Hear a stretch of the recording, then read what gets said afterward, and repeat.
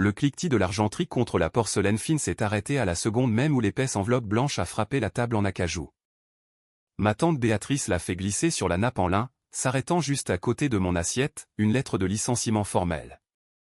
Elle s'est adossée à son siège, faisant tourbillonner son verre de Saint-Émilion, un sourire narquois déformant ses lèvres alors qu'elle annonçait à toute la famille que mes 8 années à me saigner pour l'entreprise étaient terminées. Sa fille de 24 ans, Camille, fraîchement sortie d'une école de commerce, allait prendre ma place.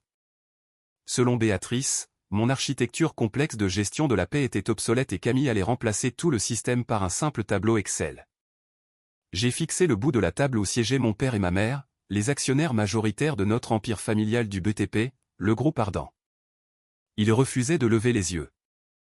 Mon père semblait fasciné par son entrecôte tandis que ma mère se penchait vers moi, sa voix n'étant qu'un murmure pathétique me suppliant de simplement m'effacer pour préserver la paix familiale. Un œuf froid et lourd s'est serré dans ma poitrine. J'ai détaché mon badge d'accès d'entreprise, je l'ai tenu directement au-dessus de mon bol de velouté fumant et je l'ai lâché. Le plastique lourd a éclaboussé le bouillon. J'ai repoussé ma chaise, le bois grinçant violemment contre le sol en marbre, et je suis sorti sans un mot. Le trajet jusqu'à mon appartement dans le centre de Lyon s'est fait dans un silence total. Je m'appelle Sandrine, j'ai 46 ans et, au cours des 8 dernières années, j'ai été la colonne vertébrale invisible maintenant le groupe Ardent debout. Pendant que ma tante Béatrice organisait des galas de charité fastueux et que ma cousine Camille posait pour ses photos de remise de diplôme, j'étais éveillé à 3 heures du matin pour corriger des bases de données obsolètes. Démêler des codes fiscaux complexes et éviter des redressements de l'URSSAF pour m'assurer que les 12 000 ouvriers du syndicat reçoivent leur salaire à temps. Ils m'ont traité comme une simple mécanicienne jetable, broyant ma jeunesse pour bâtir leur fortune, mais ils ont oublié un détail crucial, le mécanicien est le seul qui sache comment empêcher le moteur d'exploser. Mon téléphone a vibré sur le siège passager, affichant un SMS de ma mère me suppliant d'envoyer les mots de passe administrateur à Camille pour « garder la famille unie ». J'ai serré le volant jusqu'à ce que mes articulations deviennent blanches. La cupidité toxique de Béatrice était prévisible, mais la lâcheté de mes parents était la balle qui m'avait touché en plein cœur. Les personnes censées me protéger ont choisi d'être des complices silencieux, jetant leur propre fille au loup pour maintenir une illusion fragile de famille heureuse. Les blessures les plus profondes ne viennent jamais de la lame d'un ennemi, mais du silence absolu de votre propre sang qui vous regarde saigner. Je suis entré dans mon appartement et j'ai ouvert mon ordinateur portable. Il n'y aurait pas d'accompagnement, pas de période de transition. J'ai rédigé un dernier courriel juridiquement contraignant, mettant en copie les représentants syndicaux, l'inspection du travail et les cadres de la direction, avec effet immédiat, j'ai été licencié sans cause réelle et sérieuse. Toutes les opérations de paix, les protocoles de conformité et les responsabilités légales sont désormais sous le contrôle exclusif de Camille. Un clic, et le message a disparu dans les serveurs. J'ai fermé l'ordinateur, je me suis versé un grand verre de vin rouge corsé et je me suis assise près de la fenêtre dans le noir. La bombe était armée, il ne restait plus qu'à attendre le jour de la paix. La semaine suivante a ressemblé à un accident de train au ralenti observé depuis le confort d'un balcon. J'ai ignoré les canaux de messagerie de l'entreprise et laissé les appels de mon père sonner dans le vide. Je suis resté chez moi, le silence n'étant brisé que par le carillon occasionnel d'une alerte info ou un message vocal désespéré de ma tante. Le jour de la paix est arrivé le vendredi matin. À 10 heures, la bombe que j'avais passé 8 ans à essayer d'éviter a enfin explosé. Le tableau Excel, révolutionnaire, de Camille avait subi un effondrement systémique total. Les profils de 12 000 travailleurs avaient été traités par une série de formules erronées, les numéros de sécurité sociale étaient utilisés comme taux horaires et les retenues à la source étaient calculées comme des valeurs négatives. En un seul clic, Camille avait réussi à mal calculer des millions d'euros de cotisations sociales et à laisser des milliers d'hommes travaillant sur des chantiers sous une chaleur de plomb sans un centime sur leur compte bancaire. À midi, les ordres d'arrêt de travail ont commencé à tomber. 4 projets majeurs de ponts et d'infrastructures à travers le pays se sont tus alors que les ouvriers garaient leurs grues et quittaient les chantiers. Nous perdions des millions en clauses de pénalité quotidiennes, mais la véritable menace venait de la banque. En raison de l'énorme divergence fiscale, notre prêteur principal a émis un avis de défaut immédiat, donnant à l'entreprise jusqu'à 17 heures ce soir-là pour rétablir l'ordre, sous peine de geler notre ligne de crédit d'exploitation de 15 millions d'euros.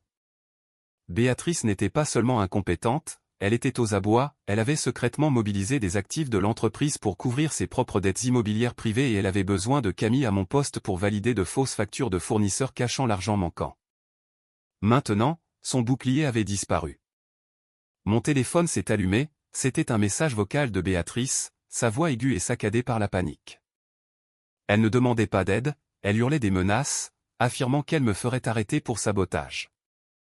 Puis sont venus les SMS de mes parents, me suppliant de penser à l'héritage familial. J'ai regardé l'horloge, 15 heures. J'ai laissé chaque message sans réponse, observant simplement le vin dans mon verre capturer le soleil de l'après-midi. Ce n'est pas moi qui avais brisé l'héritage familial, c'est moi qui en tenais les morceaux pendant qu'ils me piétinaient. Maintenant, les éclats les blessaient enfin, et je refusais d'être leur pansement. La colère de 12 000 hommes résonnait déjà sur les réseaux sociaux avant même que j'allume les informations. On voyait des camions bloquant les autoroutes et des grues immobiles contre le ciel comme les restes squelettiques d'un géant mort. Mon ancien bureau était une forteresse assiégée. Je suis entré dans la salle de conférence vitrée à la Défense à 16h15 précise. L'atmosphère était suffocante, l'air épais d'une odeur de parfum coûteux et de sueur froide. Béatrice siégeait en bout de table, le visage pâle et taché par la panique. Camille était à côté d'elle, fixant son écran d'ordinateur avec des yeux écarquillés, comme si elle attendait que le tableur se répare par magie. Maître Lefebvre, le conseiller juridique de l'entreprise, se tenait près de la fenêtre. Il a posé sa mallette en cuir sur la table avec un clic métallique lourd. Parlant avec la précision clinique d'un homme qui connaît déjà la fin du film, il a informé Béatrice qu'il avait personnellement examiné les anomalies fiscales et les paiements manquants aux fournisseurs. En tant qu'auxiliaire de justice, il était légalement obligé de signaler cette négligence aux autorités avant la fermeture des bureaux, à moins qu'une nouvelle direction n'assume une responsabilité immédiate. Les yeux de Béatrice se sont tournés vers mes parents, mais ils sont restés figés. J'ai simplement fait glisser un document unique sur la table en acajou poli, une procuration irrévocable. Signez ceci et je prends le contrôle des votes de la corporation dès maintenant, ai-je dit, ma voix aussi froide que la salle des serveurs que j'avais entretenue pendant 8 ans. Signez et j'utiliserai mes codes prioritaires personnels pour autoriser les virements bancaires avant l'échéance de 17 heures. Si vous refusez, la banque gèle les comptes, les syndicats déposent plainte et vous passerez les 10 prochaines années à expliquer vos dettes immobilières à un inspecteur des finances.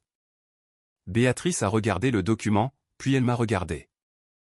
Sa main tremblait si violemment qu'elle a dû tenir le stylo à 2 mains. Elle étouffait dans le vide qu'elle avait elle-même créé. D'un gribouillis désespéré, elle a signé la fin de son pouvoir. Maître Lefebvre a ramassé le document et a hoché la tête vers moi, le conseil d'administration a été officiellement notifié de la transition, Sandrine. Il a promis de gérer les agents fédéraux à leur arrivée pour discuter des erreurs de la direction précédente et est sorti. Pour la première fois de ma vie, je me suis assise en bout de table, en contrôle absolu. Béatrice s'est retirée dans son bureau de direction et a verrouillé la porte. Un parasite ne lâche jamais prise facilement, il plante ses dents plus profondément. Des mois auparavant, elle avait déposé un rapport technique officiel affirmant que sa clé de sécurité bancaire physique avait été perdue. C'était un mensonge. Elle gardait ce petit appareil noir au fond de son sac de créateur pour ce genre d'urgence, comme un parachute doré volé. Elle s'est enfermée dans sa salle de bain privée, les mains moites, mais sa cupidité intacte. Utilisant son téléphone personnel pour accéder au portail de la trésorerie d'entreprise, elle courait contre la montre, pensant avoir une fenêtre de 24 heures avant que la procuration ne soit totalement validée par l'administration bancaire. Son plan final était simple, virer 2 millions d'euros vers une société écran offshore, drainer les dernières gouttes de liquidité de la famille et laisser l'empire s'effondrer sur ma tête. Elle a tapé les numéros de compte, appuyé sur le bouton de la clé de sécurité et validé, mais elle marchait aveuglément dans un piège d'acier. J'étais au courant pour la clé manquante depuis le jour où elle l'avait déclarée. Je n'avais jamais désactivé l'appareil, au contraire, j'avais lié ce numéro de série directement au protocole de fraude de notre banque principale, le connectant directement à l'audit fiscal catastrophique de Camille. Seul dans la salle de conférence, mon écran a illuminé la table alors qu'une bannière de sécurité rouge clignotait, tentative de virement signalée. Fuite de capitaux détectée. Compte gelé immédiatement. En moins de 60 secondes, le responsable de la conformité de la banque m'appelait. Il a confirmé qu'ils avaient déjà transmis le rapport d'activité suspecte aux autorités. Le piège s'est refermé, coupant parfaitement sa route de secours. Béatrice pensait être un génie financier, Elle n'était qu'un rat désespéré attrapant le fromage juste avant que la barre de fer ne s'abatte. 2 agents de la brigade financière sont entrés dans le hall du groupe Ardent à 15h45 cet après-midi-là. Ils ont ignoré la réception, ont marché droit vers la suite exécutive et ont poussé la porte en chaîne. Béatrice a été escortée dehors, les poignets enserrés dans l'acier froid, son sac de luxe abandonné sur le comptoir. Camille, elle, pensait que son nouveau diplôme la rendait intouchable, mais elle se trompait, sa signature numérique était apposée sur chaque soumission fiscale frauduleuse. L'inspection du travail et le fisc ont mis fin à sa carrière, elle est désormais sur liste noire et aucune entreprise ne la laissera plus jamais approcher un système de paix. Puis sont venus les architectes de ma misère, mes parents. Ils ont harcelé mon téléphone pendant 3 jours, me suppliant de payer la caution de Béatrice et de protéger le nom de famille. J'ai répondu par un seul document juridique les coupant formellement de mon fonds fiduciaire d'urgence. Ils ont choisi de rester silencieux pendant que Béatrice tentait de piller cet empire, ils peuvent maintenant survivre avec la maigre pension qu'elle a oublié de vider. J'ai bloqué leur numéro. Je suis assise seule dans le bureau d'angle, les protestations sur le parking sont terminées et, pour la première fois en 8 ans, l'air dans ce bâtiment semble pur. J'ai porté la hache dans mon propre arbre généalogique et les branches toxiques ont enfin disparu. Le verdict est tombé 8 mois plus tard. Le juge n'a eu aucune sympathie pour l'héritage du groupe Ardent et a condamné ma tante à 8 ans de prison ferme avec une amende de 2,4 millions d'euros pour couvrir les fonds siphonnés. La chute sociale a été encore plus rapide, le club de golf prestigieux a révoqué son adhésion avant même le procès et ses anciennes amies des galas de charité changent de trottoir pour éviter de croiser son regard. Camille a évité la prison en témoignant contre sa mère, mais elle a été frappée d'une pénalité civile de 150 000 euros et travaille aujourd'hui comme superviseuse dans une chaîne de vêtements. Quant à mes parents, la perte de leur fonds d'urgence les a forcés à une réalité brutale, ils ont dû vendre le domaine familial pour emménager dans un appartement de 3 pièces et vivent désormais avec une pension fixe de 3 200 euros par mois. Il y a quelques semaines, une enveloppe épaisse est arrivée sur mon bureau en provenance d'un établissement pénitentiaire. C'était une lettre de 6 pages de ma tante parlant de loyauté familiale, prétendant qu'elle n'avait contourné les règles que pour protéger notre héritage. Elle écrivait que mes parents avaient le cœur brisé et n'attendaient qu'un signe de ma part. Je me suis arrêté de lire au milieu de la première page. La colère habituelle n'est pas venue, pas plus que la culpabilité. Je n'ai ressenti qu'une indifférence absolue. J'ai glissé les pages dans le destructeur de documents et j'ai écouté le sifflement des lames transformant ses excuses en confetti. Je suis parti du bureau à 17h précises pour rejoindre ma véritable maison. Le salon était bruyant, rempli de rires et de l'odeur de l'ail rôti. Mon ancien colocataire d'université, mon premier mentor en informatique et le chef de chantier qui m'avait soutenu pendant la grève étaient assis autour de ma table. Nous avons partagé un repas simple, sans argenterie polie ni vin de prix, mais sans faux sourire non plus. Pour la première fois, j'étais à une table où je n'avais pas à gagner mon droit de manger, entouré de gens qui m'avaient choisi.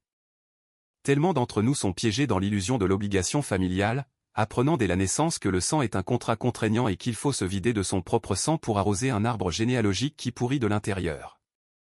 Les parents toxiques utilisent la génétique pour exiger des sacrifices sans fin, mais la vérité est bien plus simple, le sang, c'est de la biologie, la famille, c'est du respect. Porteur le même nom ne donne à personne le droit d'abuser de votre santé mentale ou de voler votre valeur. La règle numéro 2 est que le pardon le plus cruel est celui qui permet à l'abuseur de continuer. Parfois, la forme la plus pure de justice est de s'écarter et de les laisser faire face aux décombres qu'ils ont bâtis de leurs propres mains. Enfin, ne négociez jamais votre valeur avec des lâches, ceux qui vous demandent de maintenir la paix, pendant que vous êtes attaqués sont aussi dangereux que celui qui tient le couteau. Le silence face à la cruauté n'est que de la cruauté sous un autre costume. Vous avez le droit de quitter une maison en flammes, même si vous y avez grandi. Je m'appelle Sandrine et je suis enfin libre. Avez-vous déjà dû couper une branche pourrie pour sauver le reste de votre arbre? Racontez-moi votre histoire en commentaire et partagez ceci avec quelqu'un qui a besoin de courage pour quitter la table. Je sais ce que vous vous dites, pourquoi Sandrine est-elle restée 8 ans dans cette boîte? Pourquoi s'est-elle laissée traiter ainsi? C'est facile de juger de l'extérieur, mais elle était piégée par l'effet de renforcement intermittent. Les familles toxiques ne vous maltraitent pas 100% du temps, elles vous jettent des miettes d'espoir, un compliment rare ou une promesse vague pour vous faire continuer à actionner le levier de la machine à sous, espérant décrocher le jackpot de leur respect. Mais la machine est truquée. Quand Sandrine s'est réveillée, elle n'a pas fait une crise de nerfs, elle a exécuté un coup de maître en autodéfense financière. Elle a documenté chaque étape, elle a laissé les conséquences naturelles s'abattre sur les responsables et elle a agi quand ils étaient au plus faible. Votre loyauté est une monnaie précieuse, ne la dépensez pas pour des gens qui tentent de vous ruiner moralement. Le sang fait de vous des parents, mais seul le respect mutuel fait de vous une famille.